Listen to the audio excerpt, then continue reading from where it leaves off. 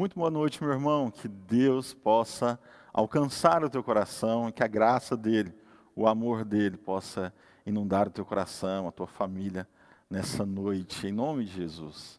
Quero ler um texto com vocês, começando então o nosso culto nessa noite. O texto está lá em Salmo, no Salmo 25.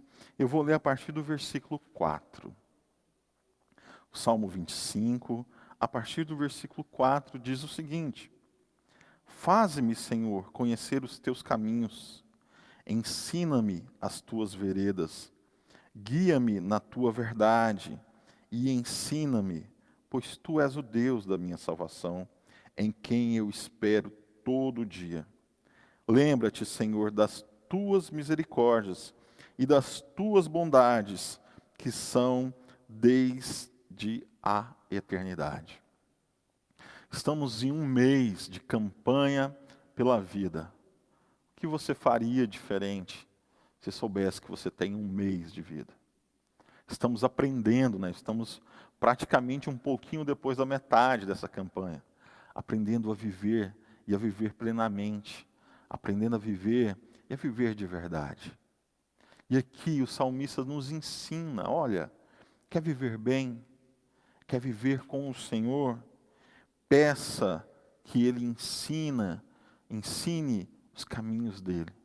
O salmista fala, olha, me ensina os teus caminhos, me ensina a tua verdade. Eu quero andar no Senhor, eu quero andar contigo, pois tu és a minha salvação. Lembra-se, Senhor, das tuas misericórdias, lembra-se, Senhor, da tua bondade, que ela é desde a eternidade. Que o Senhor nessa noite, Ele possa nos ensinar a verdade. Que Ele possa nos ensinar a andar na verdade, andar nele. Porque Jesus é o caminho, é a verdade e a vida. E andando na verdade, meu irmão, nós viveremos uma vida plena, completa, perfeita em Deus. Que o Senhor nos ensine, que o Senhor possa nos ajudar a andar, a viver. Viver é andar, viver é caminhar. A gente caminha na nossa vida a ter o melhor caminho possível, a andar da melhor forma possível. Que o Senhor te ensine, que o Senhor me ensine um pouquinho mais nessa noite, em nome de Jesus. Amém. E nós iremos declarar nessa próxima canção que o nosso Deus é bom o tempo todo. E o tempo todo Ele é bom. Amém?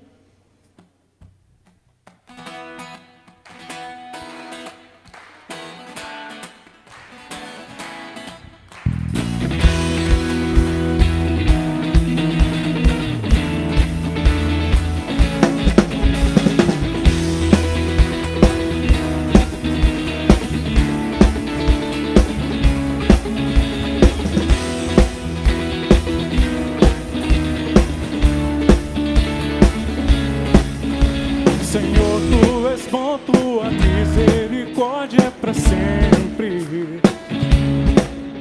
Senhor, tu és bom, tua misericórdia é para sempre. Todos os povos te exaltarão, de geração em geração te adorarei. Aleluia, aleluia, te adorarei. Por tudo que és, te adorarei. Aleluia, aleluia, te adorarei. Por tudo que és, Deus é bom.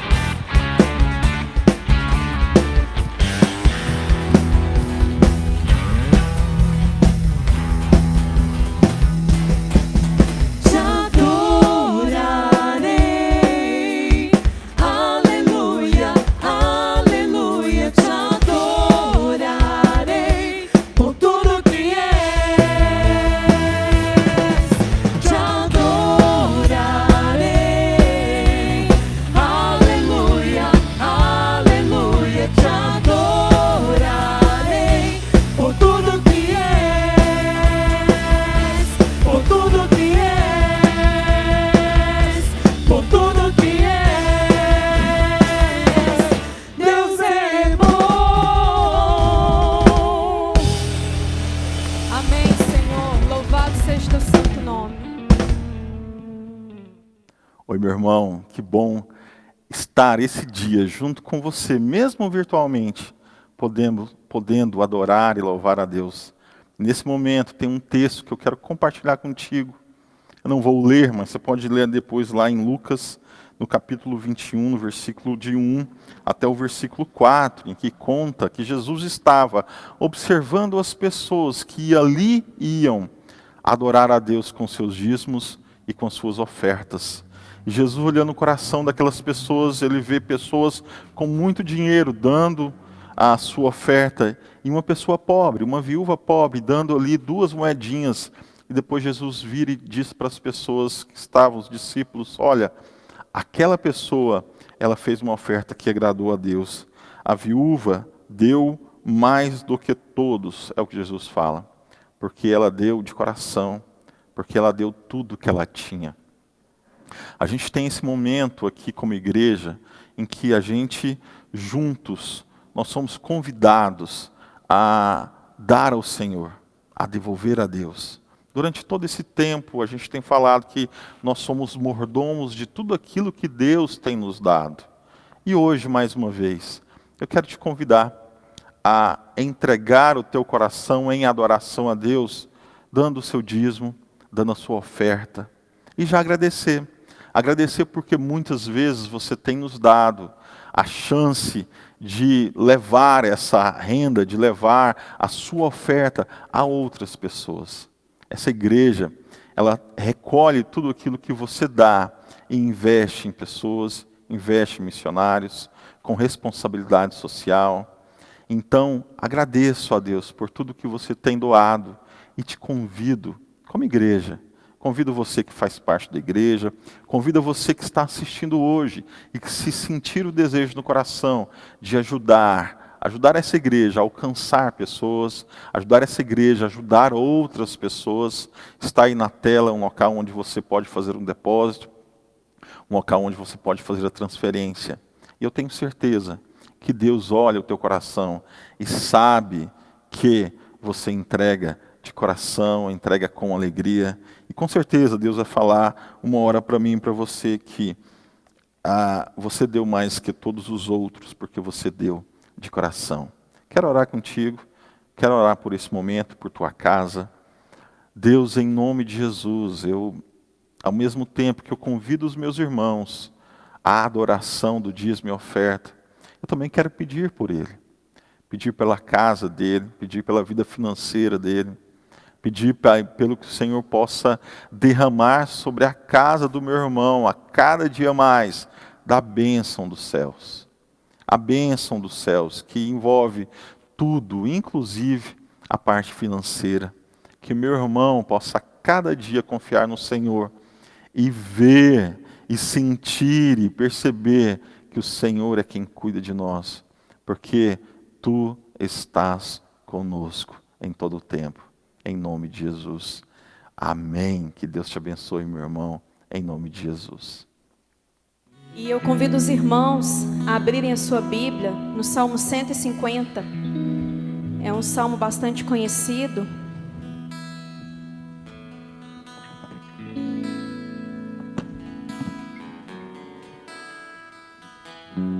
Amém. Ele diz assim: Aleluia, louvai a Deus no seu santuário, louvai-o no firmamento, obra do seu poder.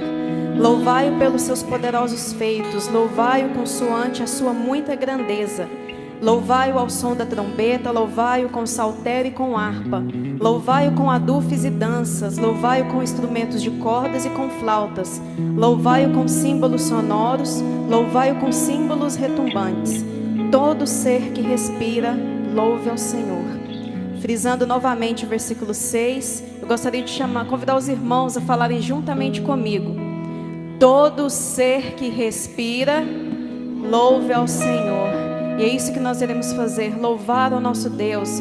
Nós iremos declarar: Santo Espírito, és bem-vindo aqui. Amém?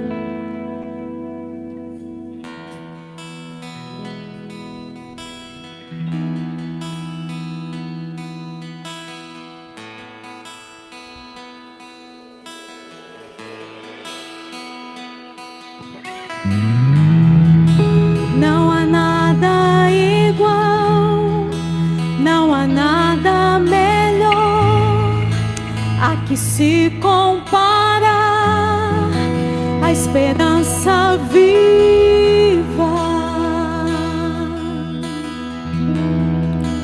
tua presença.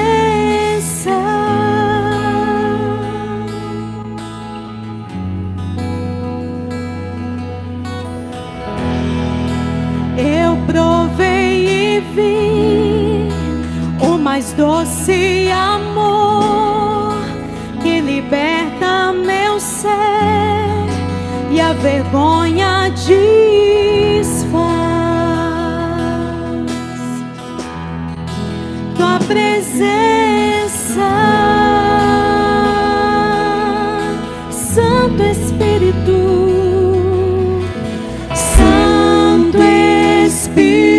És bem-vindo aqui, vem inundar, encher este lugar. É o desejo do meu coração, sermos inundados por tua glória, Senhor.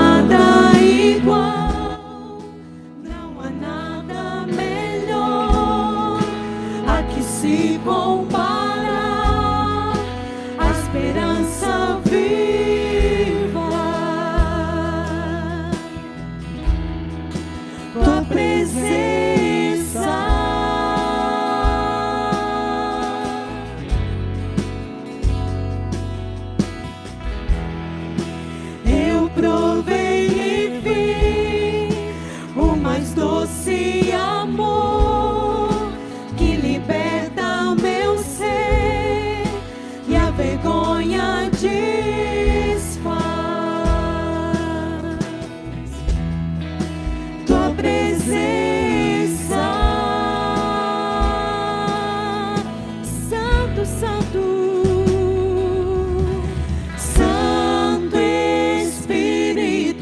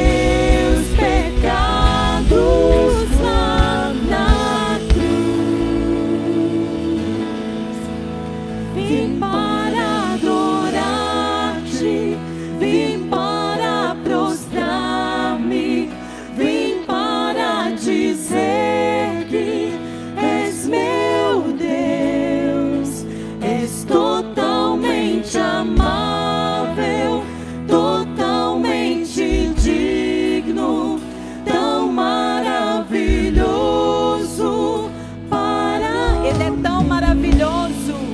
És tão maravilhoso para... Ele é maravilhoso. És tão maravilhoso para mim. Como nosso Deus é maravilhoso.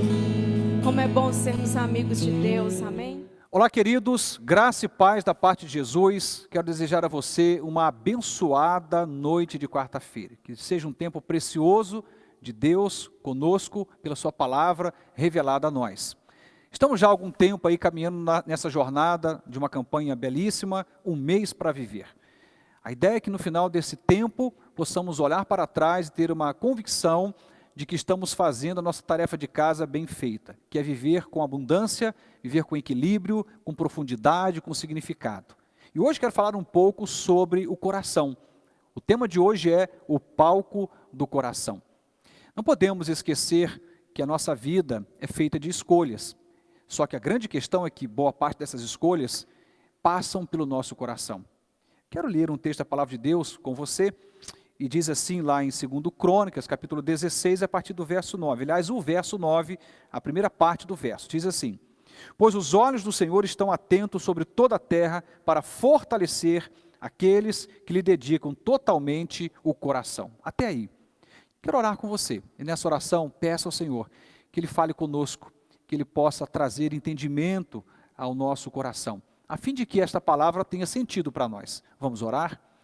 Deus, nós somos gratos a Ti pela Tua palavra. O Senhor não nos deixa às cegas. Temos direção, temos clareza da nossa jornada quando olhamos para a Tua palavra, porque o Senhor nos aconselha por esta palavra. E te pedimos, Pai, que esse texto sagrado venha falar profundamente ao nosso coração. Nós somos gratos a Ti, porque o Senhor se importa conosco. Portanto, nesta hora eu te suplico, desvenda os nossos olhos, para que possamos enxergar as maravilhas da Tua lei. O nosso coração, ele pode ser visto como um palco que por muitas vezes ensaiamos algumas cenas que não deveríamos ensaiar. E por não prestarmos atenção, de repente a gente se depara com uma vida que começa a sair dos trilhos. O pensamento é o grande ensaio da ação. O que ocorre no nosso coração, como expectativa, como sonho, pode na verdade ser um processo de semeadura, em que lá na frente iremos ter que colher.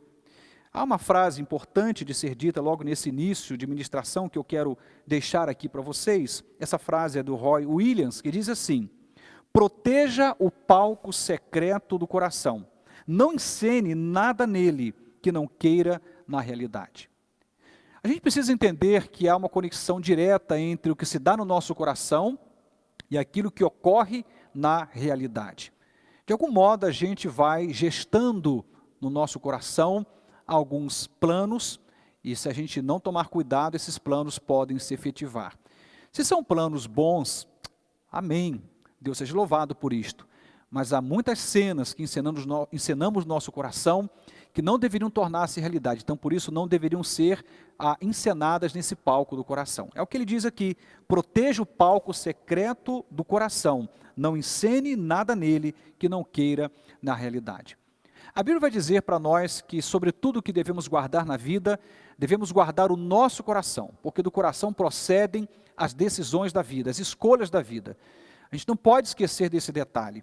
Não é, na verdade, possível de vivermos uma vida plena, uma vida abundante, cheia de significado, como é a proposta dessa campanha, Um Mês para Viver, se nós não nos percebermos diante dessa realidade, dessa tarefa que é minha e sua, de guardar o nosso coração, de vigiar atentamente que tipo de cena está sendo encenada no palco do secreto do nosso coração.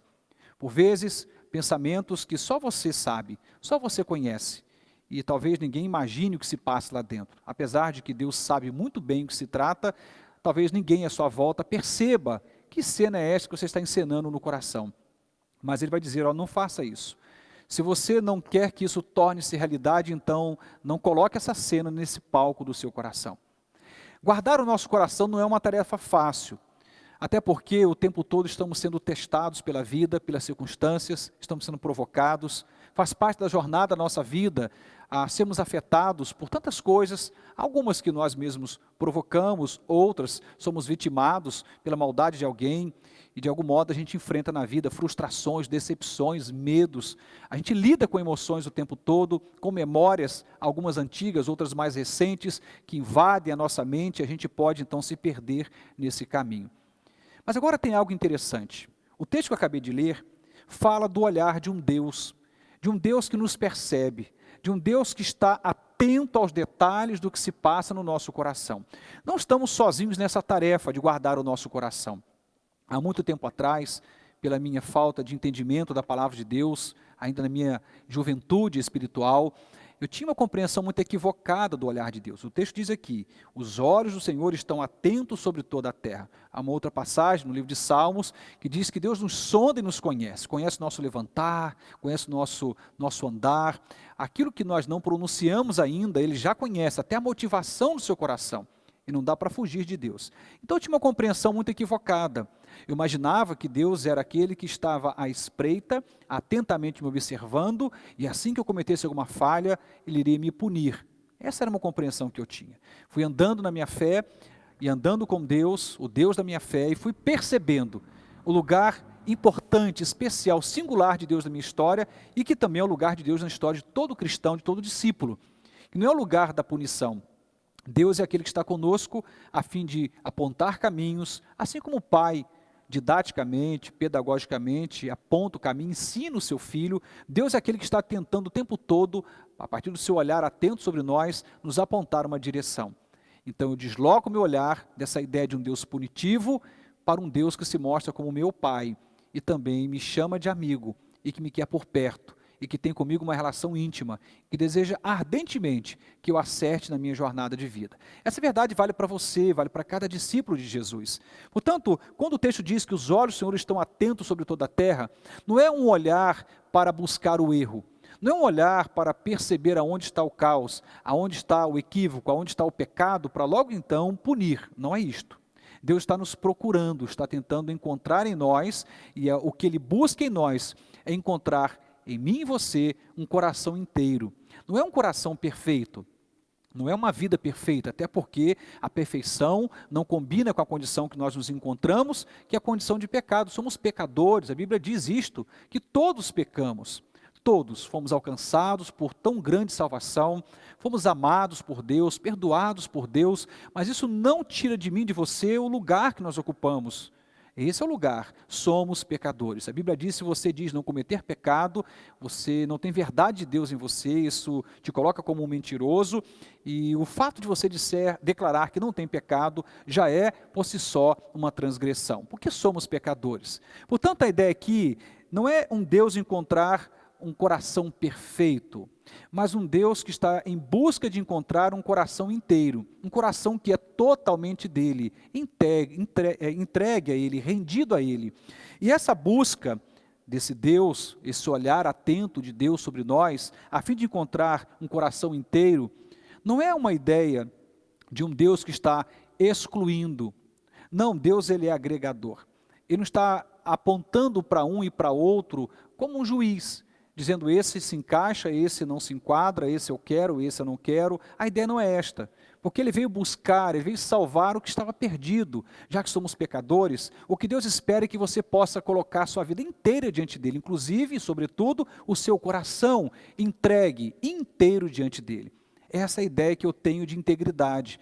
É você não mentir para Deus, é você ser capaz de se pronunciar, inclusive em função dos seus erros, para Deus. Uma cena linda que eu observo na Bíblia é a cena de Davi, o grande rei Davi, que comete uma falha terrível.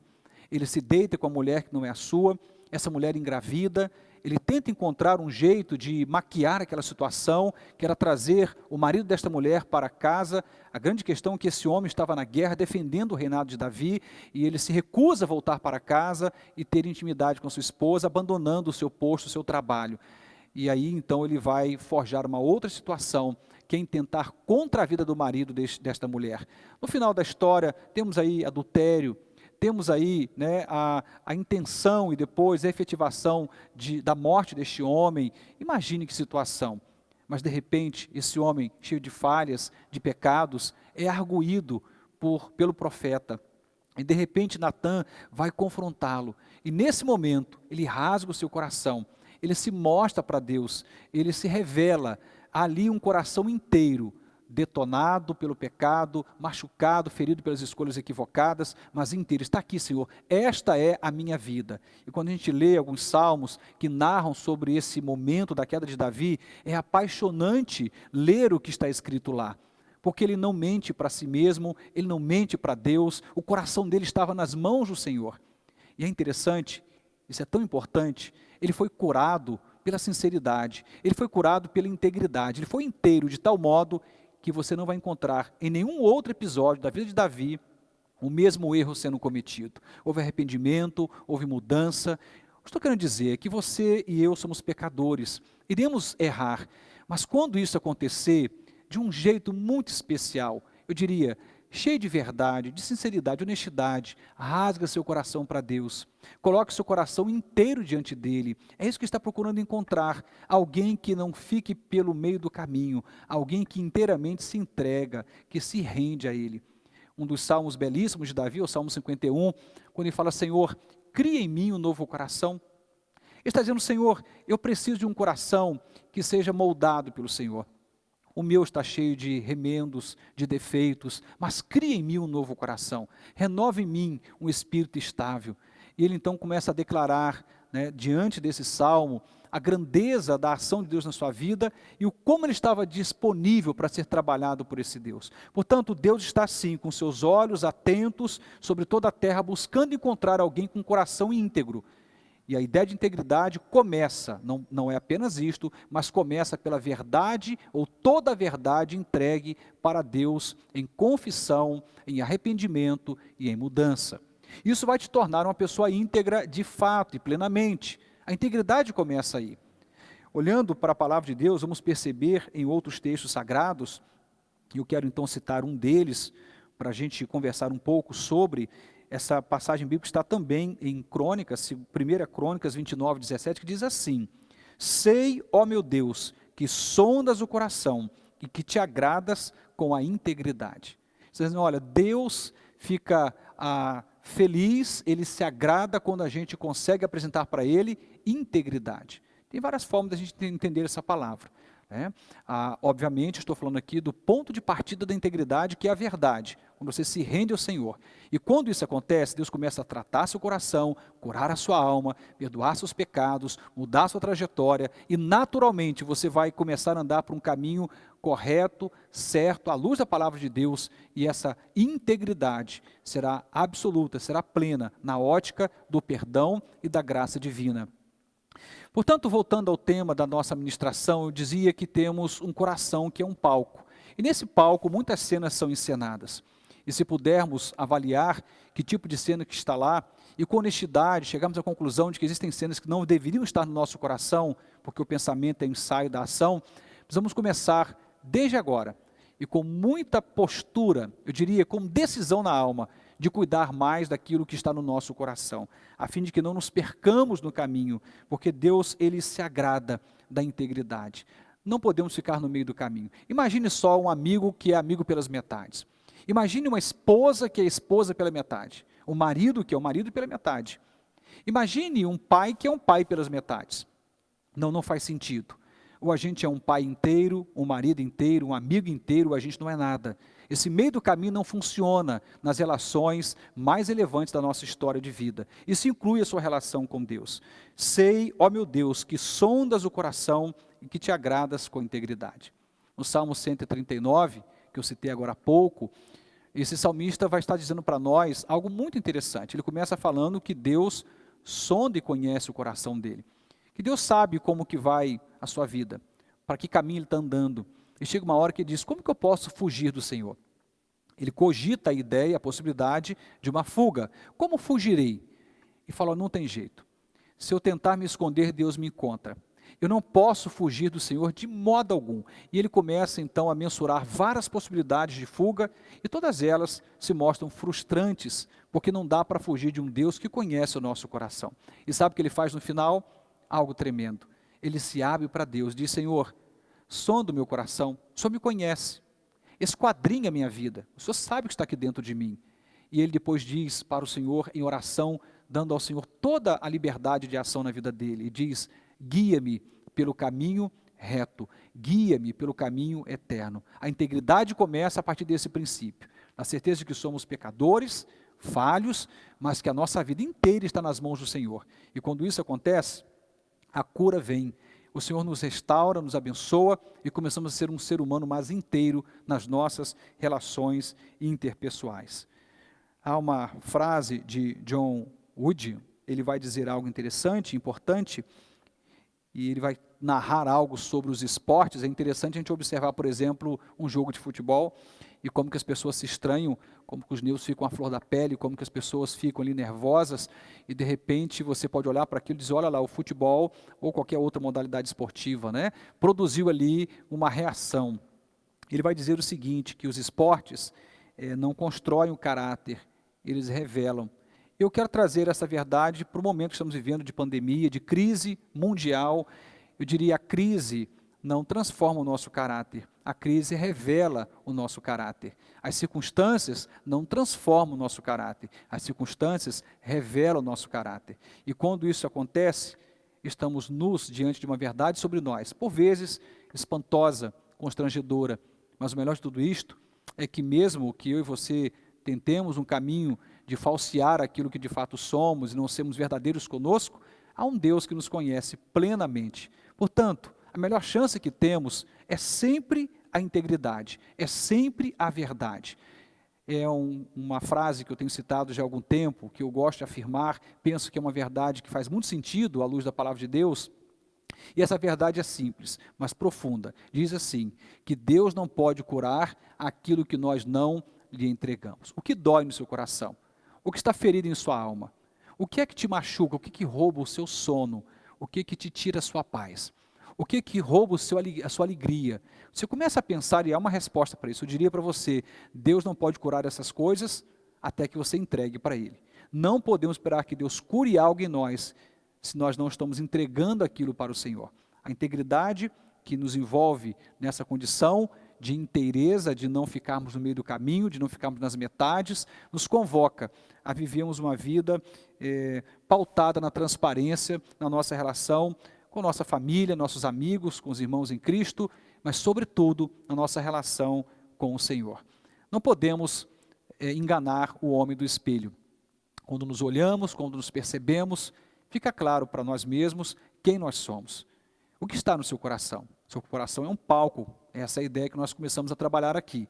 Quais são as cenas encenadas lá nesse coração? Vou citar de novo a frase de Roy Williams, que diz assim, proteja o palco secreto do coração, não encene nada nele que não queira na realidade.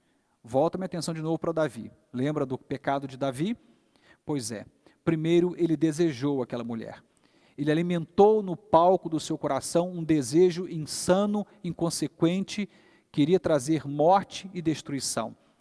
E ele estava sozinho no palácio.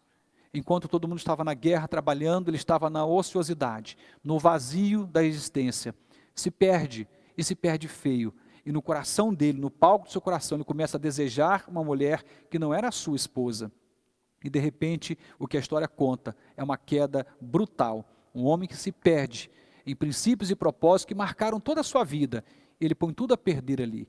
Ainda bem que existe graça de Deus, perdão de Deus, e ainda bem que ele foi honesto o suficiente, quando indagado pelo profeta, a ser verdadeiro e transparente com o Senhor, e se propôs uma mudança. A Bíblia diz que aquele que confessa o seu pecado e deixa, prospera. Mas o contrário também é um perigo. Se você não deixa, se você não confessa e não deixa, isso te faz andar em ruínas, em prejuízos. Portanto, se o seu coração é um palco, e é um palco secreto, é só você que sabe o que está sendo encenado lá, eu diria, guarde o seu coração. Guarde o seu coração. Se você entende que aquilo não pode acontecer na realidade, não alimente. Não alimente. Isso vai gerar frustração, vai gerar dor, pode te produzir na sua vida um caminho de transgressão, de pecado. Isso não vai ficar bom para você, vai trazer prejuízos. Lembra que uma das propostas da nossa jornada de um mês para viver, é um dia chegarmos no final da vida, olharmos para trás, para aquilo que vivemos e não ter do que se arrepender. Em outras palavras, vivemos a vida que precisaríamos ter vivido. Abraçamos quem tinha que ser abraçado, perdoamos quem tinha que ser perdoado, amamos quem tinha que ser amado, cumprimos nossa tarefa, nossa missão, cumprimos nossa jornada. Não ficamos no meio do caminho com a vida. Eu te convido, nesse instante, a pensar com muita sinceridade e uma autoanálise muito honesta. Quais são as cenas que você está encenando no palco do seu coração? O Senhor diz na sua palavra que Ele está com seus olhos atentos, Ele está passeando por toda a terra com esse olhar, lembrando um olhar paterno, um olhar amoroso, mas um olhar também soberano de um Deus que é Senhor de todas as coisas. Ele está procurando encontrar alguém cujo coração é íntegro, é totalmente dele. Deus não está em busca de encontrar pessoas perfeitas, porque elas não existem, somos pecadores, mas pessoas íntegras, inteiras, que são honestas para falar inclusive dos seus fantasmas, dos seus medos, dos seus assombros, das suas inclinações. Enfim, Deus está em busca de verdade. A Bíblia diz que a gente é liberto pela verdade, e conhecereis a verdade, e a verdade vos libertará. Deus sempre atua, age no meio da verdade, pela verdade, em favor da verdade, porque Ele é a própria verdade. Aliás, essa verdade tornou-se carne, viveu entre nós, e nós vimos a glória dEle como o unigênito Filho de Deus. Eu quero orar nesse instante pela sua vida e orar por nossas vidas. O Senhor nos ajude a vivermos nesse caminhar, nessa jornada de vida, com transparência, com integridade. Vivemos um tempo em que, infelizmente, temos muita gente pelas metades. Muita gente amando no meio do caminho. Muita gente sendo pai, amigo no meio do caminho. Muita gente sendo cristão no meio do caminho. Falta integridade, um coração inteiro. E eu quero orar a fim de que Deus trate conosco, nos abençoe, para que a gente tenha uma história para contar, um legado para deixar. Aliás, antes da gente orar, todos nós deixaremos na nossa vida algum legado, uma história para ser contada. Escrevemos a nossa própria história, à luz da vontade de Deus e soberania de Deus como discípulos, e escrevemos a partir da nossa história, a história de alguém.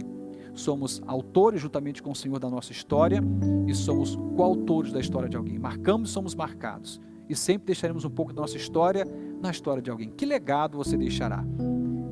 A minha oração, o meu desejo é que esse legado seja um legado de integridade, de um coração inteiro, e que você possa guardar o seu coração, porque do seu coração procedem as decisões, as escolhas, as saídas da vida. Vamos orar? Senhor Deus, nós reconhecemos diante da Tua Palavra a insignificância da nossa existência. Compreendemos à luz da Tua Palavra, Deus, o quão pequenos somos diante do desafio de sermos verdadeiros e honestos com tudo que nos habita. O nosso coração é Teu, a nossa mente é Tua, a nossa vida pertence ao Senhor. Somos propriedades exclusivas do Senhor. Nós não nos pertencemos a nós mesmos, mas somos Teus, Pai. Somos Teus filhos, Teus discípulos, pertencemos a Ti. E a minha oração nesta noite, Deus, é que o Senhor possa nos ajudar, que Tu tenhas misericórdia das nossas vidas, Senhor, de tal modo que a nossa vida seja, na verdade, uma representação da honestidade, da transparência, que possamos ser íntegros, até para dizer para o Senhor daquilo que de fato existe de erro dentro de nós, como Davi o fez, e que no final dessa história o Senhor nos corrija, o Senhor nos coloque no trilho daquilo que o Senhor deseja para nós, que é a Tua vontade soberana, e nos ajude a vivermos de tal modo que quando o Senhor olhar para mim, para cada um de nós, possa encontrar em cada um de nós um coração íntegro, alguém que o Senhor pode certamente investir e saber que seremos uma boa terra para colhermos coisas grandiosas lá na frente. Ajuda-nos, Senhor. Pedimos, Pai, perdão pelas nossas falhas, nossos pecados, pela nossa incapacidade humana de conseguirmos viver esse tipo de vida. Mas, ao mesmo tempo, há uma ação e um poder do Senhor em nós, a ação do Teu Espírito Santo em nós, que nos possibilita a vivermos uma vida íntegra, inteira diante do Senhor. Ajuda-nos a guardar o nosso coração, porque dele procedem as decisões da vida. Dá-nos o privilégio de sermos capazes ao longo da vida de guardar o nosso coração. Em nome de Jesus. Amém e amém. Como a Bíblia diz, lá no Salmo 90, que nós precisamos pedir a Deus para que Ele nos ensine a contar os nossos dias, de tal maneira que alcancemos um coração sábio. Não somos bons matemáticos da existência humana. Sabemos contar muito mal, mas Deus pode nos ensinar. Ensina-nos a contar os nossos dias de tal maneira que encontremos um coração sábio. Que o seu coração seja um palco de sabedoria. Que o seu coração seja um palco onde as cenas mais lindas e extraordinárias, inclusive aquelas que vão transcender para a eternidade, sejam encenadas. Porque no final, tudo isso torna-se realidade. Deus abençoe sua vida. Estamos encerrando a celebração e já te convidando aí para estar conectados conosco para a nossa próxima celebração. Domingo, às 10 horas da manhã, iremos transmitir do mesmo modo que fizemos hoje, e domingo à noite, às 19 horas, isso acontece já há algum tempo, é um culto presencial com transmissão simultaneamente ao vivo. Você é nosso convidado. Deus te abençoe, uma ótima noite e até nosso próximo encontro, se Deus nos permitir. Até lá!